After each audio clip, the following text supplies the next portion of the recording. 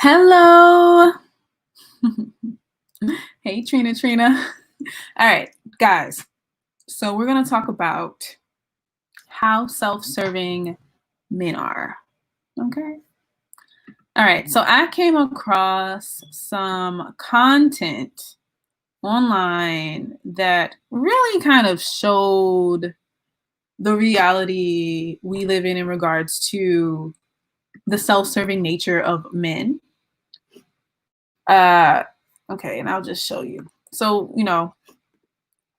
actually, let's see. First thing is first. Let me see. All right, here we go. I thought this is a very interesting post. We'll start with this post. But here we go. Here. It says, yep, from what I've seen, this is accurate. And here's like a little tweet, apparently from a nursing student that says, I'm a nursing student. And it's one of the things they teach us. If the wife gets seriously ill, start prepping for the husband to leave. Okay. Now, I know this is super controversial, but I've also heard situations where when wives get ill, when they get into the hospital, their husbands are the first one to jump ship, right? Hey, Terry. Hey, how's it going? And I think this is very telling because on the other hand, you have women that who husbands get sick and die, but they're devastated. They're devastated that their husband gets sick and die, and at the same time, they don't date afterwards. They don't get married afterwards. So just keep this in mind, okay? Just think about how self-serving men are. Men, for the most part, they look out for self first. And I think women should really start to, and I know it's against our nurturing nature, right? Like women have children. It is in our biology. It is in our genetics. It is in our nature to stick around and support and help. But it would also be really useful if we used our minds and realized that that doesn't always work to our benefit. Oftentimes that nurturing nature works to our detriment. Whew. Okay, and here's I'm just gonna go over some comments by people on this post. And Shirley Bell says, my friend's husband gets furious when she's how to perform her duties. Oh, when she's too ill to perform her duties. She says she's rickety. He says she's rickety. And how is he supposed to live like this? Yeah, it's crazy.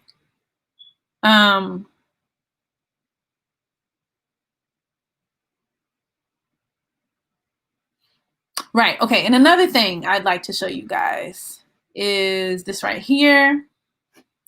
This is a little dialogue between, hey, Terry, great. Thanks. Good topic. Yeah, definitely. I mean, we have to go over this topic. I mean, it's, as women, we can't fight our nature. However, it's always good to be aware. It's always good to be aware and to know the reality. All right, so let's look at this. I am really concerned that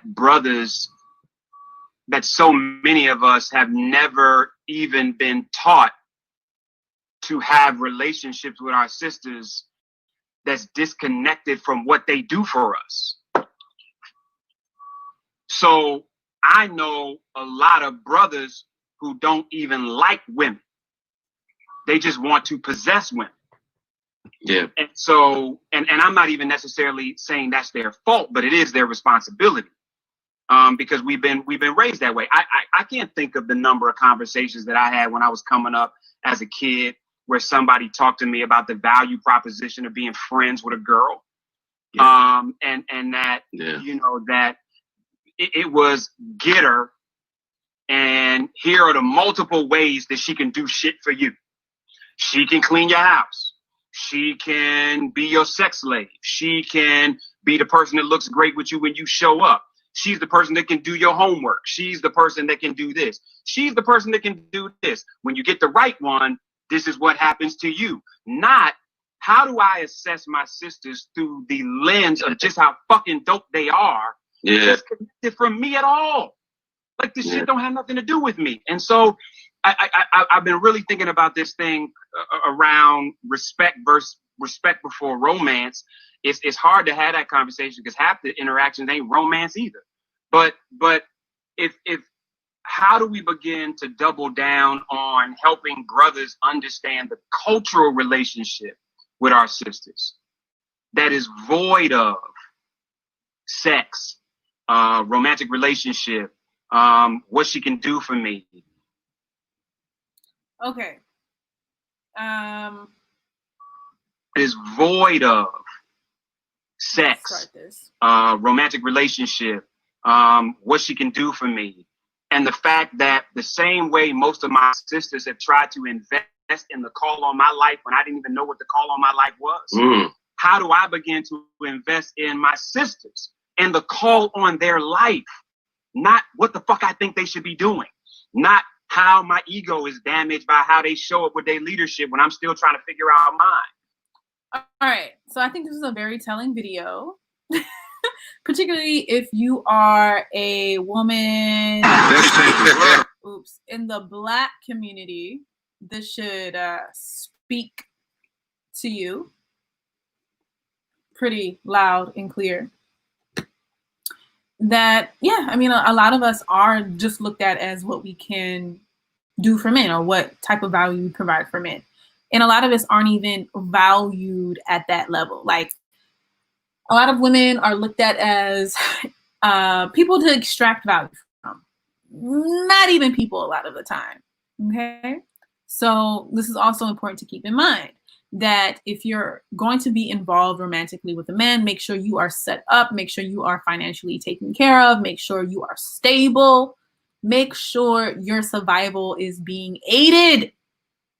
Do not get with a man for love. Trust me, they do not get for you. They do not get with you for love. Men get with women to have access to their bodies, to have access to house cleaning and maid service, to get access to a womb, to have their heirs. You know, it's not pure. Like, women seek out pure love in a lot of ways. Women want to actually be loved. Men on the other hand, not so much. Okay, so here's the last piece of content I want to show to remind you guys that men are primarily self-serving and they do not always have your best interest in mind. Okay, all right, let's play it. If men cheat during marriage, why are they married? It don't matter, because men are going to do what men are going to do. Men are self-serving, and I'm not talking bad about men. You have to understand, I'm not talking bad about men. Men are self-serving. They put themselves first. So learn from them. Okay. If they want to look at another woman or cheat after they get married, they're self-serving and they most likely will do whatever they want to do. That is the mentality that men have most of the time. Women don't understand that because they are used to servicing and being of service to everyone and putting everyone first instead of themselves. Thank you, eBay Sprinkle Sprinkle. So, you gotta realize that it's not gonna just because you get married or just because you're in a relationship or just because you're committed doesn't mean anything. It just means someone said some words, basically.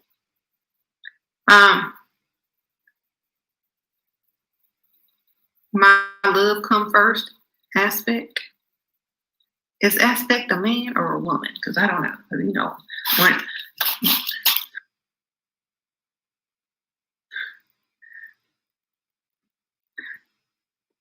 the broker you are, the faster you say I love you as a man. The more money you have, the longer it takes you to say those words, unless you're really trying to get some, hit it and quit it. But if you love me, you're going to spend. And you're going to prove it before you get anything. So we're going to make you prove them words. That's right. I hear that. But anyway, that's another good point. Since men are so self-serving, it's important to actually make them put their money where their mouths are. Put your money where your mouth is. Don't actually say that, but make them prove it. If a man says he cares about you, that he's serious about you, that he wants to be around you, make sure he actually proves it with some actions instead of words. Because a lot of men will talk you to death about how much they care about you just to get access to your body. Okay? A really good saying to keep in mind, you know, and to always remember is that men fall in love with their eyes, women fall in love with their ears. So make sure you ladies keep this in mind so you don't get played by just some talk. Make them actually follow up that talk, okay? Chelsea says, I agree. A man is always loyal to his ego first. I have never heard that articulated before. Thank you, Chelsea. Men are naturally built to be selfish. This is why I strongly encourage women to date multiple people, have a roster. A man will do him regardless, girl. Yes, ma'am. Yes, ma'am. Absolutely. Absolutely. Absolutely. Never put all your eggs in one basket, right? Have a roster. I mean, men are out here. Men will not put you first. A lot of women will put a man first. Women are naturally selfless. Women are naturally nurturing and caring because it is how we are genetically designed, because we are the child bearers, and you can't be a selfish prick if you have a child. You get what I'm saying? So it makes sense that we're not built to be like this, but it's really important for us to always keep in mind this is how men are. But yeah, so that's it. These are the 3 pieces of content I wanted to show everyone, just because they were perfect examples of this reality, right? Perfect examples of how men are primarily self-serving. And I hope these pieces of content, I hope these expressions of this reality, these different expressions of this reality, encourages women to take this into account when they agree to be in relationships with men. Make sure you're getting something out of it. Absolutely. Because trust me, they are getting a lot.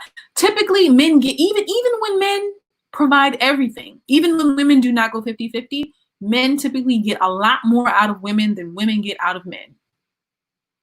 So it is okay to be selfish. It is okay. Women, it's probably best for women to be a little bit more selfish. Okay?